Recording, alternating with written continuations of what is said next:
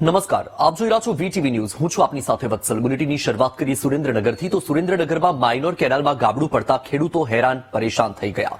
કેનાલમાં હલકી ગુણવત્તાની કામગીરીથી ગાબડું પડવાનો આરોપ છે.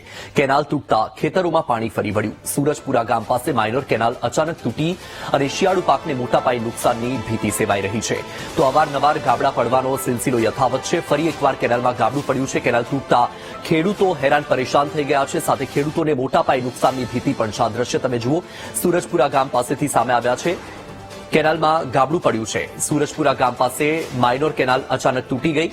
શિયાળુ પાકને મોટા પાયે નુકસાન જવાની ભીતિ. ખારોગોટા બ્રાન્ચનો જે પ્રશ્ન છે એ ઘણા વર્ષોથી છે. એ અવારનવાર દર વખતે આવી લગભગ 8 થી 10 વાર તૂટેલ છે. છતાં અમે સરકાર તંત્રને આના જે જવાબદાર વ્યક્તિઓને ઘણી વખત રજૂઆત કરી છે. આવીને માટીનું કામ કરે છે અને ખેતરમાં પાણી ફરી વળે છે. ખેડૂતના પાકને ઘણું મોટું નુકસાન થાય છે અને આ કોઈ પણ ભરપાઈ કોઈ સરકાર કે કોઈ તંત્ર કરતું નથી. આવા ખેડૂતોના હાલ છે. તો આના માટે ખેડૂતને સરકાર રાહત આપે અને કેનોલોના સારા કામ કરે. આ લગભગ આજુબાજુના 10 વીઘામાં તો પાણી ફરી જ વળે છે. ત્યાંથી એ કેનલનું પાણી અમારા ગામના જે બાજુમાં રહેણાંક વિસ્તાર છે એને પણ અસર કરે છે. ત્યાં અમારે મચ્છરો, કીચડ, કાદવ એ થવાનો પણ ઘણો બધો પ્રશ્ન રહે છે. તો આ મામલે વધુ માહિતી આપી રહ્યા છે સંવાદદાતા સચિન. સચિન, જાણવા માંગીશું કે સુરજપુરા ગામ પાસે ફરી એકવાર કેનાલમાં ગાબડું પડ્યું છે અને ખેડૂતોને નુકસાન જવાની પણ ભીતિ છે. શું હાલત છે ખેડૂતોની? બીજો વાત કરવામાં તો પાટડી તાલુકાના સુરજપુરા ગામમાં પાસેથી પસાર થતી માઇનોર કેનાલમાં અચાનક ગાબડું પડી જતા ખેડૂતોના ઉભા પાકમાં ખેતરમાં પાણી ફરી વળ્યું હતું. આશરે 10 વીઘા જેટલા ખેતરમાં પાણી ફરી વળતા ખેડૂતોને ભારે હાલાકીનો સામનો કરવો પડી રહ્યો છે. અને અવારનવાર ખેતરમાં નર્મદા કેનાલથી ગાબડું પડી જતા ખેડૂતોને ભારે નુકસાનીનો સામનો કરવો પડી રહ્યો તેવું લાગી રહ્યું છે. બિલકુલ સચિન, માહિતી સાથે જોડાવા બદલ આભાર. તો આપણી સાથે વિક્રમભાઈ રબારી ખેડૂત છે, ફોનલાઈન પર જોડાયા છે. વિક્રમભાઈ, સ્વાગત છે આપનું વીટીવી ન્યૂઝમાં.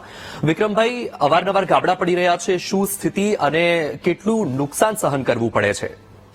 આજે સુરજપુરા ગામની નજીકમાં એટલે કે જે ખારાગોડા બ્રાન્ચ કેનાલ જઈ રહી છે એમાં બહુ મોટું ગાબડું પડ્યું છે.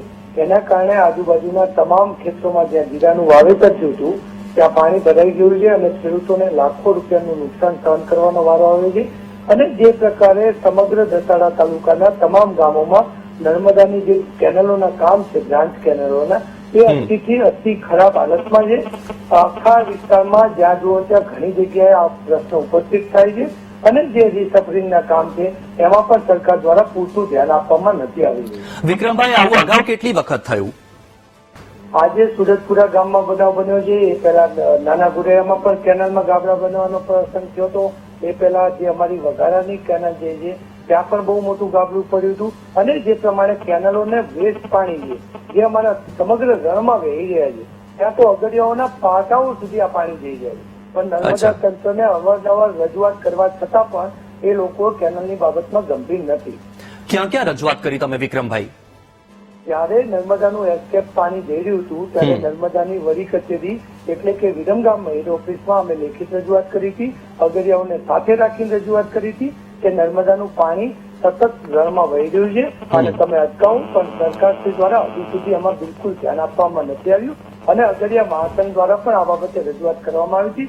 ખેડૂતોએ તો જયારે ઉનાળામાં એમનો પાક ન હોય ત્યારે ખેડૂતો એમને ગ્રામ સમિતિના લેટર પેડ ઉપર સરપંચશ્રીને સાથે રાખી આ બાબતે રજૂઆત કરે છે. પરંતુ જે પ્રમાણે રિપેરિંગ કામમાં લાલિયાવાડી રાખવામાં આવી રહી છે તેના કારણે અવારનવાર આ વિસ્તારના ખેડૂતોને આર્થિક નુકસાન વેઠવું પડે. તો તમે રજૂઆત કરી ત્યારે શું જવાબ મળ્યા તમને? સિંચાઈ વિભાગ તરફથી શું જવાબ મળ્યા? તંત્ર એક જ વાત કરે છે કે અમે જોઈ લઈશું, આ બાબતે અમારું પૂરતું ધ્યાન છે. જ્યાં રિપેરિંગની જરૂરિયાત પડશે પણ ત્યાં રિપેરિંગ કરવામાં આવશે. પરંતુ આ ફક્ત ને ફક્ત કાગળ ઉપરની વાતો રહી જાય છે. વાસ્તવિક સ્થિતિમાં સમગ્ર વિસ્તારમાં નર્મદાનું કેનલોનું તો કામ થયું છે પરંતુ અમુક કેનલો તો ખાલી શોભાના ગાંઠિયા સ્વરૂપ છે. ત્યાં આજ સુધી પાણી પણ નથી ગયું. અત્યારે હાલ હું હિંમતપુરા ગામમાં છું. હિંમતપુરા અને નારાયણપુરા બે ગામમાં આજ સુધી નર્મદાની કેનલનું એક ટીપું પાણી પહોંચ્યું જ નથી. એ બાબતને લઈને ખેડૂતો વચ્ચે રજૂઆત કરી પરંતુ જ્યારે નર્મદાના અધિકારીઓ સાથે આ બાબતે રજૂઆત કરવામાં આવે છે ત્યારે ફક્ત વાયદા વચન આપી અને આ સમગ્ર વિસ્તાર પછાત વિસ્તાર છે, ગરીબ વસ્તી વસે છે, એટલા માટે અમને લોલીપોપ આપી અને ત્યાંથી ધકેલી દેવામાં આવે. વિક્રમભાઈ, રજૂઆત પછી નિરીક્ષણ માટે કે સર્વે માટે કોઈ અધિકારી કે કર્મચારી આવ્યા? ત્યારેની જે પ્રમાણે મેં આપને અગાઉ વાત કરી કે નર્મદાનું પાણી એસ્કેપમાંથી રણ સુધી વહી રહ્યું છે.